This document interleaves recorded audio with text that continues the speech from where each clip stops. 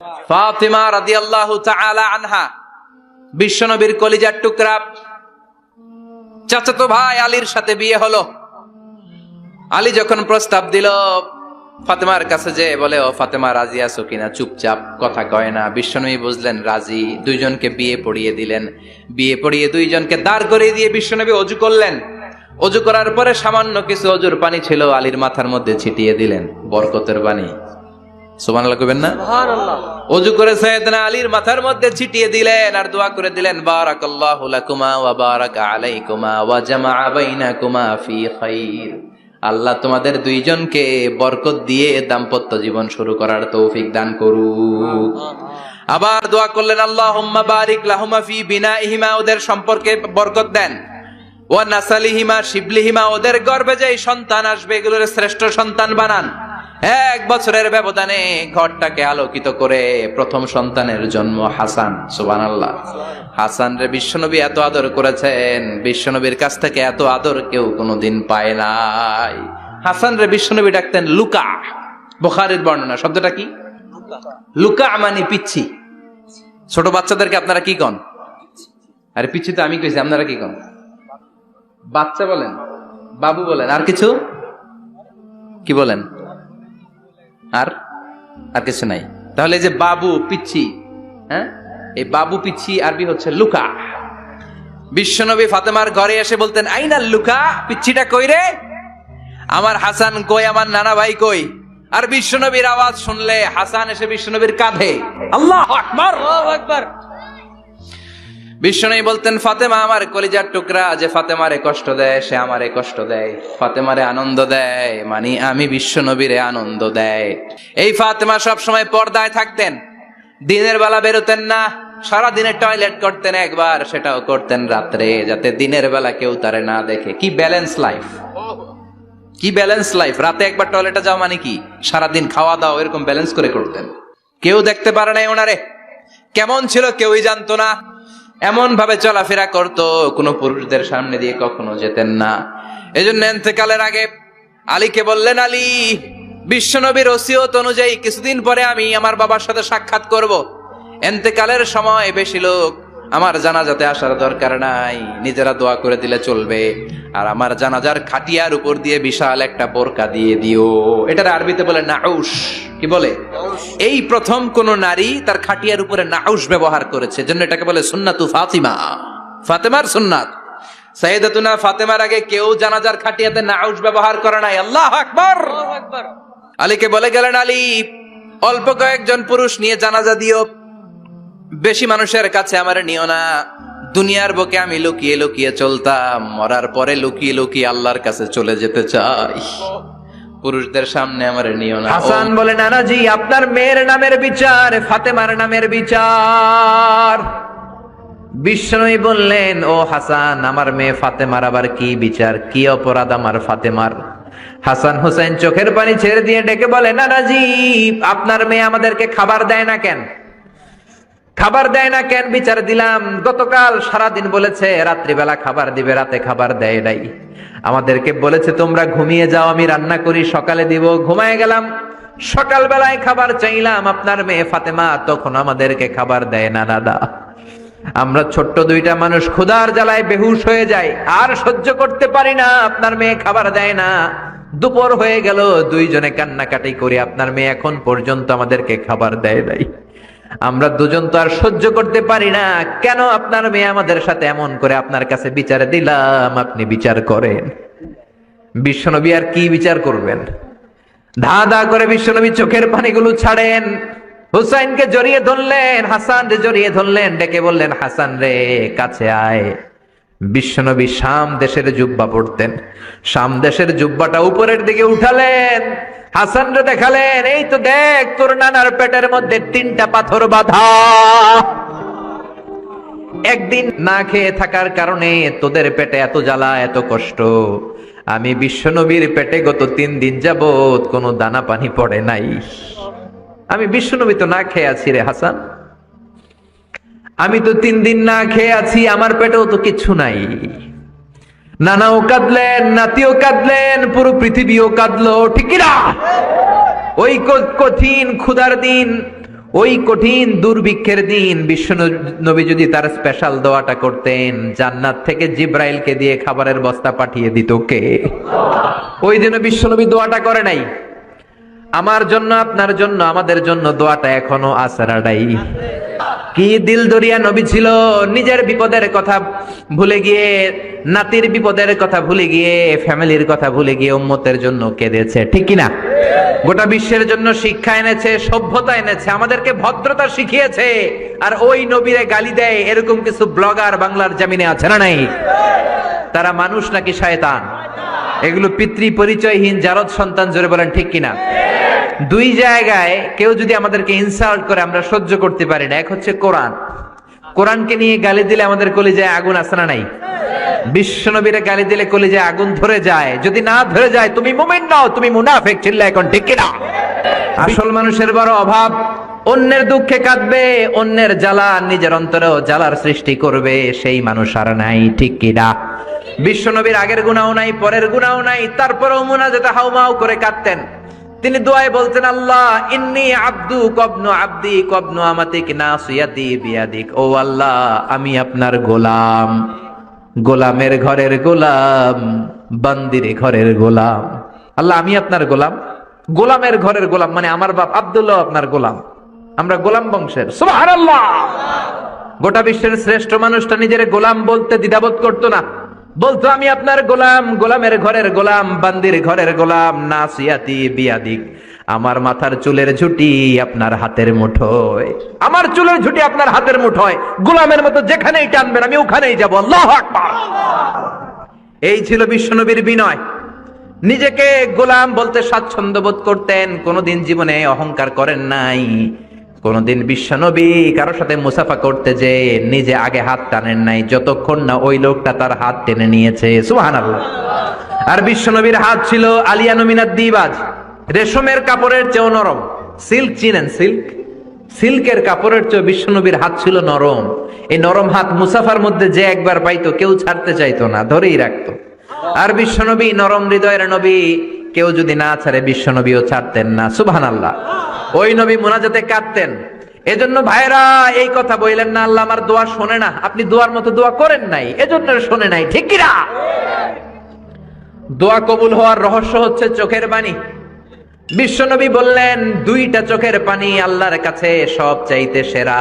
এক হলো জিহাদের ময়দানে রক্তের ফোঁটা, দ্বিতীয় হলো আল্লাহর ভয়ে মোনাজাতের মধ্যে চোখ থেকে বেয়ে বেয়ে পড়া পানির ফোঁটা। আবার বিশ্বনবী বললেন অনুশোচনার চোখের পানি, চোখ দিয়ে নাকের ডগা বেয়ে বেয়ে জমিনে পড়ার আগে ওই দোয়াটা কবুল করে নেয় কে?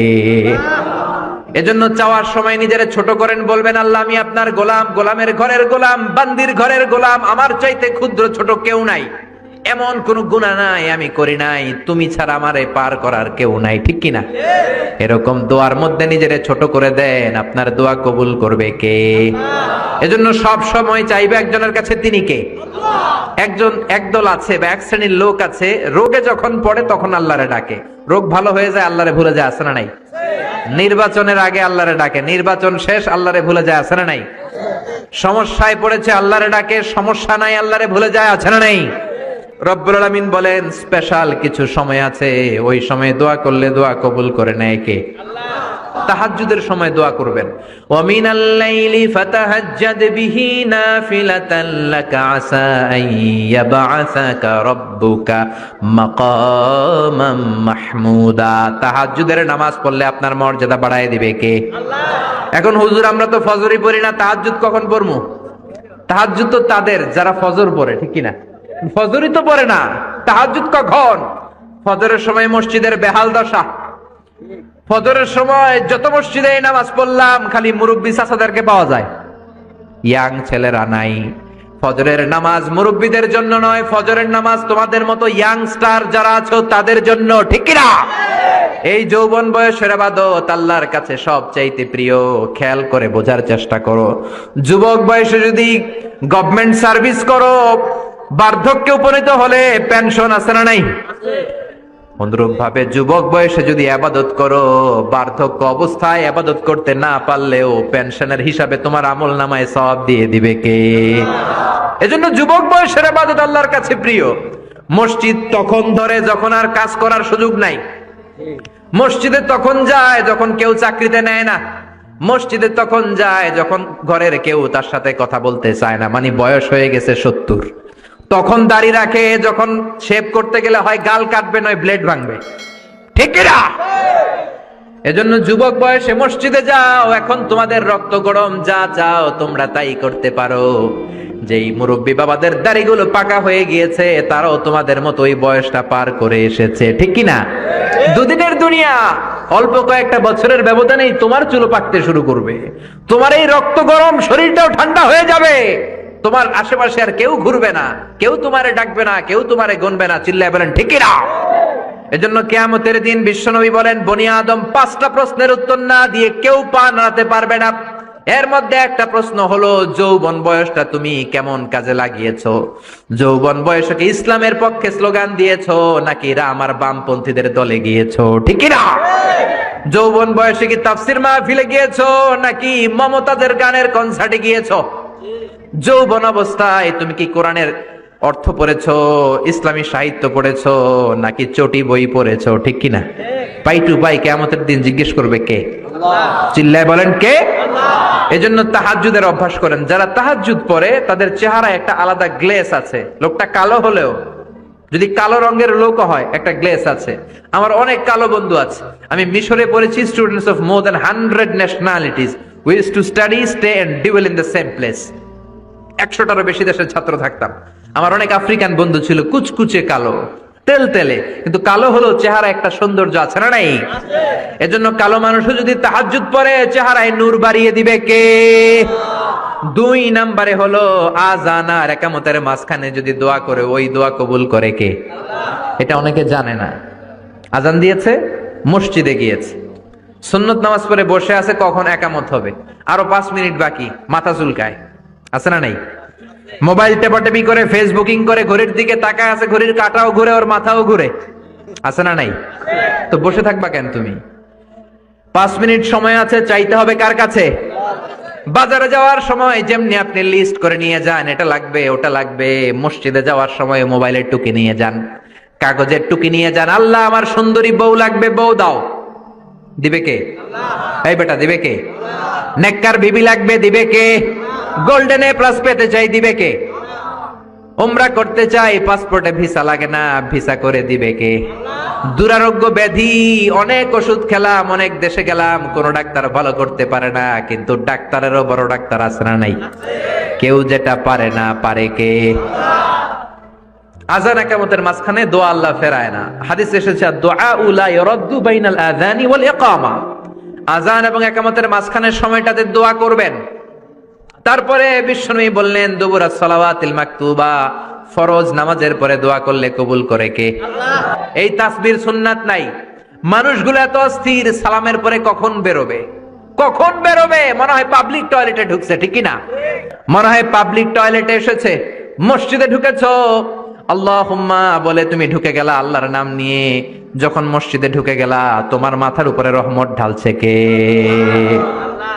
মসজিদ হচ্ছে রহমতের জায়গা।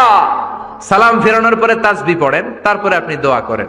এজন্য সালাম ফেরানোর পরে দোয়া কবুল করে কে? আল্লাহ। এরপরে বিশ্বনবী বললেন, ইনদা নুজুলিল মাতার, আকাশ থেকে যখন বৃষ্টি নামে, ওই বৃষ্টি নামার সময় যদি দোয়া করেন, দোয়া কবুল করে কে? আল্লাহ। আর দুআউ লা ইরাদ্দু তাহতাল মাতার, তুফান, ওই বৃষ্টি না, ভ্যাপসা একটা গরম, এই গরমটাকে দূরে সরিয়ে দেওয়ার জন্য একটা ঝিরিঝিরি ঝিরিঝিরি বৃষ্টি পড়ে, ওই বৃষ্টির নিচে দাঁড়িয়ে বৃষ্টির পানি নিয়ে দোয়া করলে কবুল করে কে? আল্লাহ। জানেই না মানুষ, ঠিক কিনা?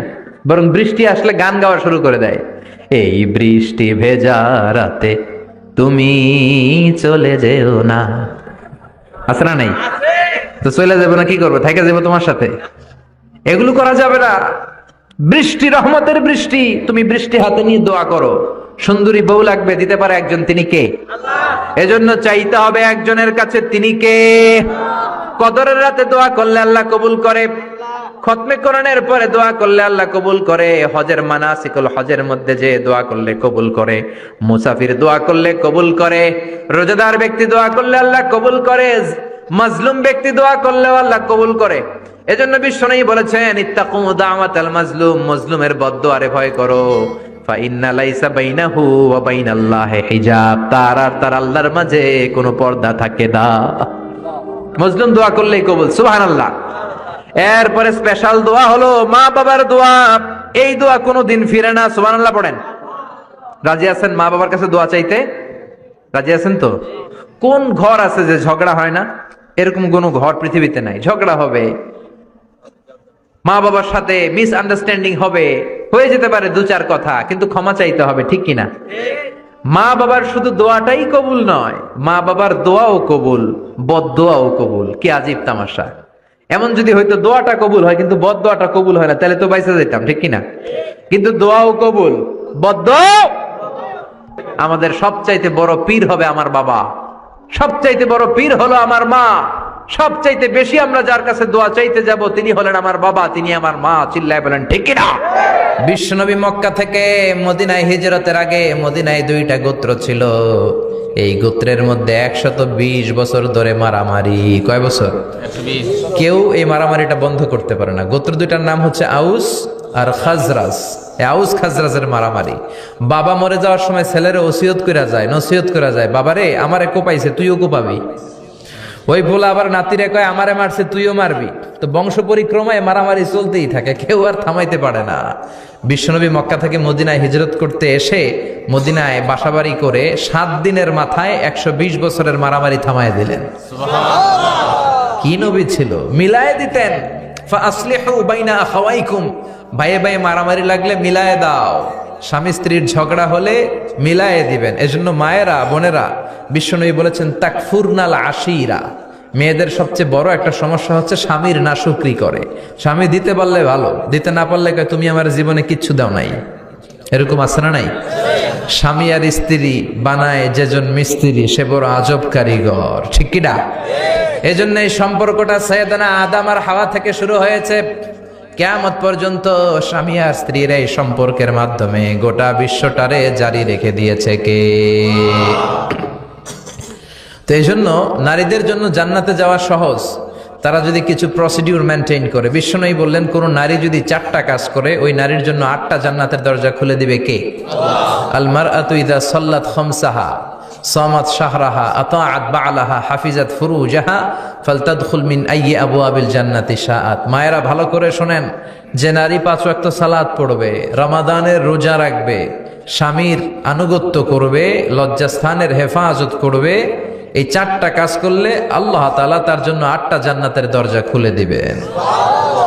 এজন্য বিশ্বনবীও কালেকশন করতেন। তো বিশ্বনবী বললেন মহিলারা বেশি বেশি দান করো। এই কথা শোনার পরে মহিলারা দান করা শুরু করলো। কেউ নাকের ফুল, কেউ কানের দুল, কেউ হাতের বালা, কেউ পায়ের নূপুর, কেউ গলার চেইন বিশ্বনবীর হাতে জিহাদের জন্য দান করতে শুরু করলেন। বিশ্বনবীর হাত কয়টা? একটা বলে 2টা। তো 2 হাতে বিশ্বনবী আর কয়টা নিবেন? আর নিতে পারে না। বেলালরে বললেন বেলাল তোমার চাদরটা নিয়ে আস। বেলাল এরকম চাদর নিয়ে ধরলেন। বিশ্বনবী কালেকশনের ওয়াজ শুরু করলেন আর বেলাল কালেকশনের সব জিনিসপত্র গুছাতে লাগলো। কোন সুবহানাল্লাহ। এজন্য কালেকশন করাটাও সুন্নাত, তবে ওটা একটা লিমিটেশনের মধ্যে, একটা সৌন্দর্যের মধ্য দিয়ে। কিছু কিছু মাদ্রাসার ছেলে মেয়েদেরকে চাল ওঠানোর জন্য বাড়ি বাড়ি পাঠায়, আছে না নাই? এদের ছোটবেলা থেকে মানসিকতাগুলো নষ্ট করে দেওয়া হয়। কেমন করে অন্যের কাছে হাত পাতবে এটা শেখানো হয়। ইসলাম বলে আল ইয়াদুল উলিয়া খায়রুম মিনাল ইয়াদিস সুফলা, উপরের হাত নিচের হাতের চেয়ে উত্তম। যে দেয় আর যে নেয় তাদের মধ্যে সেরা যে দেয়। চিল্লায় কোন ঠিক কিনা? আবার ইসলাম বলে দেওয়ার সময়ও ভারসাম্য করে দিবা। দেওয়ার সময় কিপটামি করা যাবে না, আবার ঘরে যা আছে সবও দিয়ে দেওয়া যাবে না, ঠিক কিনা? বিশ্বনবীর গায়ে একবার একটা জুব্বা, কয়টা? এক ভিক্ষুক এসে বলে নবী আমার জুব্বা নাই, আমার জুব্বা দেন। দয়ার নবী, মায়ের নবী নিজের জুব্বাটা খুলে দিয়ে ওই ভিক্ষুকের হাতে তুলে দিলেন। এখন নবীর গায়ে কোনো জুব্বা নাই।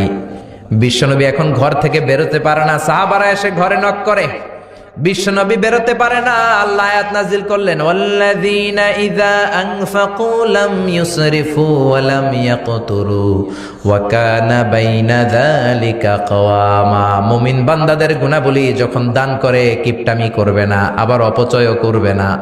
এই আয়াত দিয়ে আল্লাহ বুঝাতে চাইলেন, নবীরে ধমক দিলেন, ও নবী 2টা জামা থাকলে একটা দিতেন, 3টা থাকলে একটা দিতেন, একটা যখন ছিল এইটা দিলেন কেন? এখন নিজে পড়বেন কি? সুবহানাল্লাহ কইবেন না? ইসলাম তো ব্যালেন্সড রে ভাই, ইসলাম ভারসাম্যপূর্ণ। ইসলামের সব বিধানগুলো আপনার সাথে স্যুট করবে, ম্যাচ করবে, এটা জীবন ঘনিষ্ঠ। ইসলামে এমন কোনো বিধান দেয়া হয় নাই যেটা আপনার খারাপ লাগবে। অন্যান্য সব ধর্মের প্রতি শ্রদ্ধা রেখেই বলি, আমার ইসলাম যে আহকাম আমাদেরকে দিয়েছে এরকম বিধান কোনো ধর্মের ভেতরে নাই। চিল্লা এখন ঠিক কিনা? এরপরে কোরআন পাহাড়ের ব্যাপারে বলেছে ওয়াজআলনাল জিবালা আওতাদা, আমি পাহাড়গুলোরে পেরেকের মতো জমিনে ঢুকিয়ে দিয়েছি। সুবহানাল্লাহ। তাহলে পাহাড়কে আল্লাহ তাআলা পেরেকের সাথে তুলনা করলেন। কিসের সাথে? পেরেক চিনেন? সবাই চিনেন? মাতোয়াইলে আছে পেরেক? কি করে পেরেক দিয়ে? কাঠের ভিতরে ঠুকে না, দেয়ালে ঠুকে। তাহলে আল্লাহ পাহাড়গুলোর বললেন পেরেক। আচ্ছা, পেরেক যখন আমরা কাঠের ভিতরে ঢুকাই, পুরো পেরেকটা কাঠের ভিতরে ঢুকে যায়, উপরে শুধু কি থাকে? মাথাটা থাকে, ঠিক কিনা? তার মানে আমরা যে পাহাড় দেখতে পাচ্ছি এটা পাহাড়ের মাথা। পুরো পেরেক যেমনি কাঠের ভিতরে, পুরো পাহাড়টা আছে মাটির ভিতরে। চিল্লায় পড়ি আল্লাহু আকবার। জমিনে আমরা দৃশ্যমান এই পৃথিবীতে খালি চোখে যে পাহাড় দেখতে পাই, এটা আসল পাহাড় না, এটা পাহাড়ের মাথা। যেমনি পেরেক যখন কাঠের ভিতরে ঢুকে দেই, পুরো পেরেকটা কাঠের ভিতরে ঢুকে যায় কি যায় না? পেরেক নিয়ে যখন আমি হাতুড়ি দিয়ে মারলাম, পুরো পেরেকটা কই যায়? কাঠের ভিতরে, তাই না? তার মানে খালি চোখে যে পাহাড় দেখি, এটা পেরেকের মাথা যেমনি একটু দেখা যায়, এটা পাহাড়ের মাথা। আসল পাহাড় মাটির ভেতরে, উপরে যদ্দূর দেখা যায় তার কমসে কম 10 গুণ পাহাড় মাটির ভিতরে রেখে দিয়েছে কে? আবার আল্লাহ বললেন ওয়ামিনাল জিবালি জুদাদুম বিদুন ওয়া হুমরুম মুখতালিফুন আলওয়ানুহা ওয়া গরাবিবু সুদ। পাহাড়ের মধ্যে কোন পাহাড় আমি বানিয়েছি ধবধবে শুভ্র সাদা, কোন পাহাড় আমি বানিয়েছি রক্তিম লাল, কোন পাহাড় আমি বানিয়েছি কুচকুচে কালো। 3 কালারের পাহাড়। কয় কালারের? মৌলিকভাবে ধবধবে শুভ্র সাদা পাহাড়, অথবা রক্তিম লাল পাহাড়, অথবা কুচকুচে কালো পাহাড়। আপনি পৃথিবীর পাহাড়গুলো নিয়ে যদি গবেষণা করেন, বিভিন্ন রঙের পাহাড় আপনি দেখবেন। আমি তো পৃথিবীর অনেক জায়গায় পাহাড় দেখেছি। মিশরে আমি তুর পাহাড়ের চূড়ায় উঠেছি। ওখানে যেখানে মুসা আলাইহিস সালামের কাছে আল্লাহ নূরের তাজাল্লি দিয়ে ফোকাস করেছেন, পাহাড়টার নাম তুর পাহাড়। 2 বার আমি উঠেছি এটার চূড়ায়। উঠতে আমার অনেক কষ্ট হয়েছে। ওখানে উঠে ফজরের সালাত পড়ে আমি খেয়াল করে দেখলাম তুর পাহাড়ের আশেপাশের পাহাড়গুলো কোনোটা খয়েরি, কোনোটা কালো, কোনোটা লাল, কোনোটা ধূসর। আল্লাহু আকবার। এক এক পাহাড়কে এক এক রং দিয়ে তৈরি করলো কে? পৃথিবীতে চায়না নামে একটা দেশ আছে না? চায়না একটা শহর আছে গানজু। কি নাম? আজকে যে গুগল করবা, the গানজু city located in China. চায়নাতে অবস্থিত গানজু শহরে একটা পাহাড় আছে। এই পাহাড়ের নাম রেইনবো মাউন্টেন। কি নাম? মানে রংধনুর পাহাড়। রংধনুর কয় রং? সবাই কন, আরো জোরে। 7 রং না? আমরা ছোটবেলায় মুখস্থ করতাম বেনিয়া সহকলা, বেনিয়া সহকলা। এই 7 রঙের পাহাড় ওখানে দেখা যায়। এক জায়গায় 7 রঙের পাহাড়। সুবহানাল্লাহ কইতে পারলেন না? মজা করে বানালো কে? সুনানে তিরমিজি আর মুস্তাদরাকে হাকিম, মুসনাদে আহমদ ইবনে হাম্বলের হাদিস। আল্লাহ যখন পৃথিবী বানালেন, এই পৃথিবীটা ঘোরার পাশাপাশি কাঁপাকাঁপি শুরু করে দিল। এই পৃথিবীর কাঁপাকাঁপি বন্ধ করার জন্য রব্বুল আলামিন পৃথিবীর মধ্যে পাহাড় গেড়ে দিলে। 7টা tectonic plate, 7 tectonic plates creates the mountain range on earth. 7টা টেকটনিক প্লেট আল্লাহ দিলেন। পৃথিবী সৃষ্টি করার পরে পৃথিবী কাঁপে। আল্লাহ পাথর দিয়ে পেরেক মারলেন, পৃথিবী আর কাঁপে না। সুবহানাল্লাহ করুন। ফেরেশতারা দেখে তো অবাক। ফেরেশতারা বলে আল্লাহ পাহাড়ের এত শক্তি, পাহাড় গেড়ে দিলেন পৃথিবীতে আর পৃথিবী কাঁপে না। হাল মিন খালকিকা আশাদ্দু মিনাল জিবাল। আল্লাহ আপনার সৃষ্টির মধ্যে পাহাড়ের চেয়ে শক্তিশালী কি কিছু আছে? আল্লাহ বললেন নাম, আছে। আল হাদিদ, লোহা। লোহা পাহাড়ের চেয়ে শক্তিশালী, কারণ লোহা পাহাড়ে মারলে পাহাড় ভেঙে যায়, ঠিক কিনা? ফেরেশতারা আরো অবাক, লোহা এত শক্তিশালী? হাল মিন খালকিকা আশাদ্দু মিনাল হাদিদ। আল্লাহ তাহলে লোহার চেয়ে শক্তিশালী মনে হয় কিছু নাই, আছে? আল্লাহ বললেন নাম, আছে। আন্নার, আগুন, কারণ আগুনের মধ্যে লোহা ফেলে দিলে লোহা গলে যায়, ঠিক কিনা? ফেরেশতারা তো আরো অবাক। ফেরেশতারা বলে তাই নাকি? আগুন এত শক্তিশালী, তো হাল মিন খালকিকা আশাদ্দু মিনান নার। আল্লাহ আপনার সৃষ্টিতে আগুনের চেয়ে শক্তিশালী কিছু আছে? আল্লাহ বলে আছে আলমা, পানি, কারণ আগুনের মধ্যে পানি ঢাললে আগুন পাওয়া যায়। ফেরেশতারা তো এবার আরো অবাক, পানি এত শক্তিশালী, ওই পানি গট গট গট গট করে আমরা খাই। নবী আমার যেটা খেতে বলেছেন, এটা খেলে আমাদেরকে সুস্বাস্থ্য দান করবে কে? তার মানে প্রাণীবিদ্যায় আমরা কোরআন থেকে যে তথ্য পেয়েছি, এই তথ্যের সাথে বিজ্ঞানের তথ্যের মিল আছে না নাই? কোনো অমিল আছে? কিন্তু বিজ্ঞান যদি কোনো অমিল খুঁজে পাওয়া যায়, বিজ্ঞানী বাবাজিদের কি করতে হবে? কি করতে হবে? They have to wait unless they get their final discoveries, the latest and modern invention. তাদের নতুন ইনভেনশন যতক্ষণ না আসে বসে থাকতে হবে, কারণ তোমাদের কথা ফাইনাল না। বিজ্ঞানের সবচেয়ে বড় থিওরি যে বিজ্ঞানের কোনো থিওরি ফাইনাল না, আর কোরআনের সবচেয়ে বড় থিওরি কোরআন যাই বলেছে তাই। মনে থাকবে? এজন্য কোনো কিছু যদি বিজ্ঞানী ভাইয়েরা অমিল পান, ওয়েট, বসেন, রিল্যাক্স, চা খান, ঠান্ডা মাথায় চিন্তা করেন, আরো গবেষণা করেন, যে এটা অমিল পাইছেন, গবেষণা বেশি বেশি করলে ওইটা অমিল পেয়ে যাবে, ঠিক কিনা?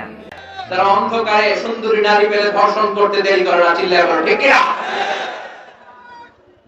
এই জন্য নারীদেরকে সম্মান দিয়েছে ইসলাম।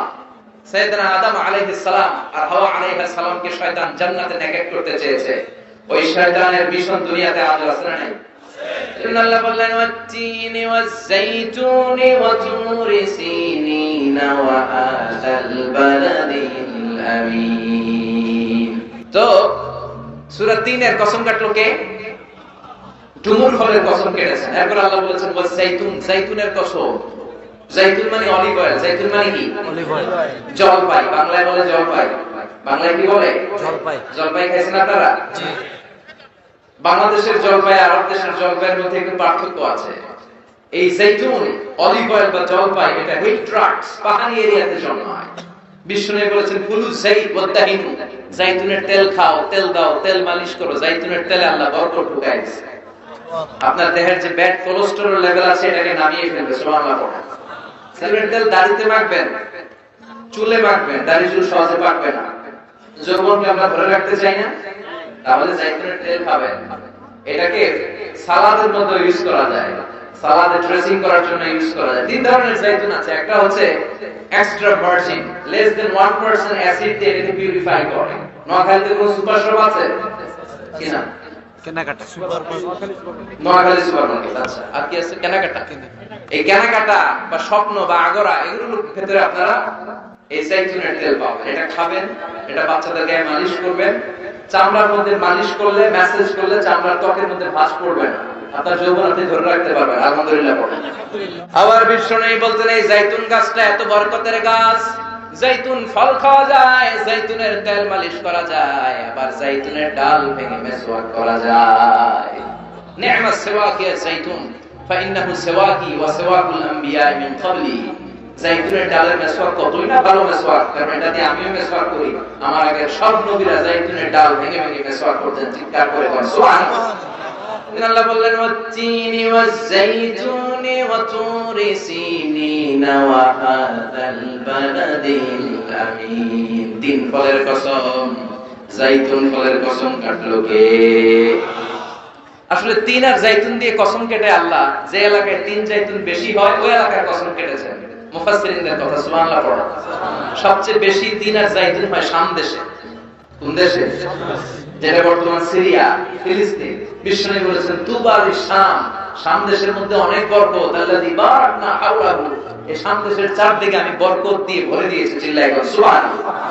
এই শাম দেশ হলো বিশ্বনবীর মেরাজের স্টেশন। মেরাজ করতে যে সরাসরি রব্বুল আলামিন বিশ্বনবীকে মক্কা থেকে আকাশে তুলে নেয় নাই, মক্কা থেকে বিশ্বনবীকে বাইতুল মুকাদ্দাসে নিয়েছে কে? সুবহানাল্লাযী أسرى بعبده ليلا من المسجد الحرام إلى المسجد الأقصى الذي باركنا حوله لنريه من آياتنا. مسجد الحرام থেকে মসজিদুল আকসা। এই মসজিদুল আকসা one of the three important mosques in Islam. মসজিদুল হারামে এক রাকাত সালাত করলে 1 লক্ষ রাকাতের সওয়াব। মসজিদে নববীতে এক রাকাতে 1000 রাকাতের সওয়াব। এই মসজিদুল আকসাতে এক রাকাত নামাজ পড়লে 500 রাকাতের সওয়াব। আমরা হজ উমরায় মসজিদুল হারাম আর মসজিদে নববীতে পড়তে পারি, কিন্তু মসজিদুল আকসায় পড়তে পারি না। কারণ ইহুদিরা গোটা বিশ্বের সবচেয়ে টেরা জাতি, অভিশপ্ত জাতি, এই ইহুদিরা আমাদের মসজিদুল আকসার চারদিকে ব্যারিকেড দিয়ে রেখেছে। এই ইহুদিদের সাথে মুসলমানদের কোনো সম্পর্ক, এজন্য প্রতিদিন নামাজে আমরা বলি গায়রিল মাগদুবি আলাইহিম, আল্লাহ যাদের উপর আপনার রাগ, আপনার ক্রোধ, তাদের সাথে আমাদের কোনো সম্পর্ক নাই। তারা নিজেদের 70,000 নবীকে জবাই করেছে। তারা আমার নবীকে বিষ মাখানো খাবার দিয়ে হত্যার ষড়যন্ত্র করেছে এবং আমার নবীর লাশ চুরি করার জন্য ষড়যন্ত্র করেছে। ইন্তেকালের পর বিশ্ব নবীর শান্তি দেয় নাই। গোটা বিশ্বে এইচআইভি ভাইরাসের ছড়াছড়ি ঘটিয়েছে ইহুদি অভিশপ্ত লানতের জাতিরা। বিশ্বে বিমান ছিনতাই কাকে বলে কেউ জানতো না। প্রথম বিমান ছিনতাই করেছে ইহুদিরা। ইহুদিরা গোটা বিশ্বব্যাপী সুদের কারবার শুরু করেছে। এজন্য ইহুদিদের সাথে আমাদের কোনো সম্পর্ক। এই মসজিদুল আকসা আমাদের দ্বিতীয় কিবলা। মক্কা থেকে মদিনায় হিজরতে যে বিশ্বনবী মসজিদুল আকসার দিকে হয়ে 16 মাস কিংবা 17 মাস নামাজ পড়েছে। আব্দুল মাহশার ওয়াল মানশার, কিয়ামতের ময়দানটা সহিহ হাদিসে এসেছে এই ফিলিস্তিনের এই শাম দেশে সিরিয়ার উপরে হবে। চিল্লায় সুবহানাল্লাহ। সিরিয়া ফিলিস্তিনের উপরে কিয়ামত হবে, কিয়ামতের ময়দান প্রতিষ্ঠিত হবে। সাইয়েদনা ঈসা আলাইহিস সালাম এই সিরিয়াতে নামবেন। সিরিয়া উমাইয়াদের একটা জামে মসজিদ আছে, সাদা মিনার, এখনো মসজিদটা আছে। সুবহানাল্লাহ পড়েন। ওই মসজিদের সাদা মিনারের পাশে আসর আর মাগরিব নামাজের মাঝখান দিয়ে ঈসা আলাইহিস সালাম দুইটা চাদর পরে ফেরেশতার পাখায় ভর করে শাঁ করে জমিনে নেমে আসবে। এবং ফিলিস্তিনে এখনো একটা জায়গা আছে, জায়গাটার নাম হচ্ছে বাবুল লুদ। ওই জায়গায় সাইয়েদনা ঈসা আলাইহিস সালাম নিজ হাতে দাজ্জালকে হত্যা করবে। এজন্য আল্লাহ বললেন এই তিন আর জাইতুনের কসমের মধ্য দিয়ে মূলত আমি বরকতের জায়গা ফিলিস্তিনের কসম কেটেছি। সুবহানাল্লাহ। এরপরে আল্লাহ বললেন ওয়াতুরে সিনিন, তুরে সিনিনের কসম, তুর পাহাড়ের কসম। নাম শুনছেন না? মিশরে দুইটা জেলা আছে, সাউথ সাইনা, নর্থ সাইনা, মানে উত্তর সাইনা, দক্ষিণ সাইনা। এই দক্ষিণ সাইনাতে এই তুর পাহাড় অবস্থিত 2285 মিটার উঁচু। সুবহানাল্লাহ বলেন। তুর পাহাড়ের উপরে সাইয়েদনা মুসা আলাইহিস সালাম আল্লাহর সাথে কথা বলতেন। সুবহানাল্লাহ করবেন না? এই তুর পাহাড়ের উপরে রব্বুল আলামিন মুসা আলাইহিস সালামের কাছে তাওরাত কিতাব নাযিল করেছেন। নিজ হাতে লিখে কাঠের ফলকের মধ্যে মুসা আলাইহিস সালামকে দিয়ে বললেন, মুসা এই নাও তাওরাতের বাণী, বনি ইসরাইলের কাছে নিয়ে যাও, তাওরাতের বাণী প্রচার করো। মুসা আলাইহিস সালাম অনেক শক্তিশালী মানুষ ছিলেন। এক থাপ্পড় মেরে ফেরাউনের বাবুর্চিকে দুনিয়া থেকে বিদায় করে দিয়েছেন। রেগে গেলে ওনার মাথার চুলগুলো টুপি ভেদ করে উপর দিয়ে এরকম খাড়া হয়ে দাঁড়িয়ে যেত। থাপ্পড় মেরে মালাকুল মউতের চোখ কানা করে দিয়েছিলেন। তো মুসা আলাইহিস সালামের গায়ে এত শক্তি, উনি ভাবলেন আল্লাহ তাআলা এই তুর পাহাড়ের উপরে আমাকে তাওরাত কিতাব দিলেন। আল্লাহ নিজ হাতে লিখে লিখে দিলেন কাঠের ফলকের উপর, তক্তার উপর। কত খুশনসিব আমার, যাই যাই তাওরাতের ফলকগুলো নিয়ে বাড়িতে যাই, এটার দাওয়াত দিতে হবে। কিন্তু কাঠের তক্তার মধ্যে হাত দিয়ে দেখে তক্তা নাড়ানো যায় না। এর চেয়ে অনেক বড় তক্তা জীবনে উনি কাঁধে নিয়েছেন, কিন্তু তাওরাত লেখা তক্তা নাড়ানো যায় না। তক্তা চিনেন তো না? চিনেন? কাঠের বড় বড় মোটা তক্তা থাকে না? তো এই তক্তা নাড়ানো যায় না। উনি ভাবলেন এই দিক দিয়ে নাড়ানো যায় না, মনে হয় ওই দিক দিয়ে যাবে। ঘুরে ওই দিক দিয়ে যে তক্তা ধরে টান দেয়, কিন্তু তক্তা নাড়ানো যায় না। এবার ভাবলেন মাঝখান থেকে ধরলে মনে হয় পারা যাবে, মাঝখান দিয়েও পারা যায় না। আল্লাহর ডেকে বললেন, আল্লাহ কেমন তক্তার উপরে তাওরাত লিখে দিলা, তক্তা নড়ে না। আমার ভাই জিব্রাইল রে বলো আমারে সাহায্য করতে। আল্লাহ বললেন, জিব্রাইল যাও সাহায্য করো তোমার ভাই মুসারে। সাইয়েদনা মুসা বললেন, ও জিব্রাইল তুমি ওই দিকে ধরো, আমি এই দিকে ধরি, দুইজনে মিলে টান দেই। হেইয়ো, আরো জোরে। আসরা নাই? দুইজনে মিলে হেইয়ো কে টান দিচ্ছে। কিন্তু কি আজীব তামাশা, দুইজনে মিলে টানাটানির পরেও তক্তা নড়ে। যত গায়ে জোর আছে ইচ্ছে মতো টান দিচ্ছে। টানের চোটে দেহের প্রতিটা লোমকূপ দিয়ে ঘাম বের হচ্ছে। টানের চোটে কোমরের রগ ছিঁড়ে যাওয়ার অবস্থা, কিন্তু তক্তা নাড়ানো যায় না। সুবহানাল্লাহ। ও আল্লাহ, জিব্রাইল তো পারে না, জিব্রাইলের সহকারী ফেরেশতাদের পাঠাও, সবাই মিলে তক্তা টানাটানি করে, তক্তা নড়ে না। আল্লাহ বললেন, মুসা তক্তার ওজন নাই, কিন্তু এই তক্তার মধ্যে যেই বাণীগুলো লেখা, বাণীটা কার? এটা বোঝানোর জন্য আমি তক্তার ওজন বাড়িয়ে দিয়েছি, এবার তুমি একাই পারবা, কাঁধে নাও, কাঁধে নিয়ে বাড়িতে যাও। এবার মুসা আলাইহিস সালাম একা তক্তাগুলো কাঁধে নিয়ে বাড়িতে রওনা বলে। এই তাওরাত কিতাব আল্লাহ তাআলা তুর পাহাড়ের উপরে নাযিল করেছেন, সুবহানাল্লাহ। মেরাজের রজনীতে বিশ্বনবীকে আকাশ দিয়ে উড়িয়ে তুর পাহাড়ের উপরে রেখে সাইয়েদনা জিবরাইল বললেন, নবী আপনি একটু দোয়া করেন। বিশ্বনবী বললেন, আমাকে দোয়া করতে বললা, এটা কোন জায়গা, কোন পাহাড়? অন্ধকারে কিচ্ছু দেখি না। সাইয়েদনা জিবরাইল বললেন, এটা আপনার ভাই মুসার পাহাড়, এটা হলো তুর পাহাড়। মেরাজের রাতে বিশ্বনবী ওখানে একটা স্টেশন দিয়েছে। আমি নিজেই তুর পাহাড়ে জীবনে 2 বার উঠছি, আলহামদুলিল্লাহ। ওইখানে গেলাম। তুর পাহাড়ের উপরে একটা খ্রিস্টানদের ছোট চার্চ আছে, ইহুদিদের একটা ছোট্ট সিনাগগ আছে। আমাদের যেমনি মসজিদ, ইহুদিদের মসজিদের নাম কি? সিনাগগ। কি নাম? একটা সিনাগগ আছে। আর আমাদের ছোট্ট একটা মসজিদ আছে। ফজরের সালাত পড়লাম, সেখান থেকে নেমে আসলাম। এই তুর পাহাড় এমন একটা জায়গা, ইয়াজুজ মাজুজ এসে যখন পৃথিবীতে ফিতনা ছড়াবে, সাইয়েদনা ঈসা আলাইহিস সালামের নেতৃত্বে দুনিয়ার সব মুসলমানগুলো তুর পাহাড়ের উপরে যে আশ্রয় নেবে, চিল্লায় সুবহানাল্লাহ। এজন্য আল্লাহ বললেন, ওয়াত-তিনি ওয়াজ-যাইতুনি ওয়া তুরি সিনিনা ওয়া হাদাল বালাদিল আমিন। তার মানে তিন আর যাইতুন দিয়ে আল্লাহ ফিলিস্তিনের কসম কাটলেন, তুর পাহাড়ের মধ্য দিয়ে আল্লাহ মিশরের কসম কাটলেন, আর সর্বশেষে ওয়া হাদাল বালাদিল আমিন, এই নিরাপদ শহরের কসম বলে আল্লাহ মক্কাতুল মুকাররমার কসম কাটলেন। চিৎকার করে বলেন সুবহানাল্লাহ। এই তিনটা দেশে বড় বড় তিনজন নবীকে পাঠিয়েছে কে? ফিলিস্তিন হলো সাইয়েদনা ঈসা নবীর জন্মস্থান, মিশর হলো মুসা নবীর জন্মস্থান, মক্কাতুল মুকাররমায় বিশ্ব নবীর জন্মস্থান। আসরা নাই কথা তারা করেছেন, দেখবেন সৌদি গভর্নমেন্ট বিশ্ব নবীর জন্মস্থানটাকে চিহ্নিত করে রেখেছে। একটা লাইব্রেরি, মাকতাবা, ওইখানে গেলে ফ্রি বই পাওয়া যায়, বিশ্ব নবীর জন্মস্থান। এর পাশে আবু জাহিলের জন্মস্থান, ওইখানে সৌদি সরকার টয়লেট বানায় রাখছে। বাঙালি হাজিরা জেদ্দা এয়ারপোর্টে নেমেই সবার আগে কয় আবু জাহিলের টয়লেট করবে। সবাই বলে, আরে এই না জেদ্দা, 80 কিলো দূরে মক্কা, এরপর আপনি উমরা করবেন, হোটেলে যে বিশ্রাম নেবেন, চুল চেঁচে ফেলবেন, এরপরই না আবু জাহিলের বাড়ি। কয় না, আগে ওর বাড়িতে যান, যাইয়া আইগা ভরাই দিয়ে আসুন। বিশ্ব নবীর জন্য মানুষের কত ভালোবাসা, বিশ্ব নবীর জন্য মানুষের কত মায়া, তার বিপরীতে আবু জাহিলের প্রতি ঘৃণা গোটা বিশ্বের মানুষের আছে না নাই? কারণ আবু জাহিল হলো জঙ্গি, বিশ্ব নবী হলো মুজাহিদ, ঠিক না? এজন্য বিশ্বনবী বলতেন, মক্কা তো আহাব্বুল বিলাদ ইলাইয়া, মক্কা হলো আমার কাছে সবচাইতে প্রিয় জায়গা।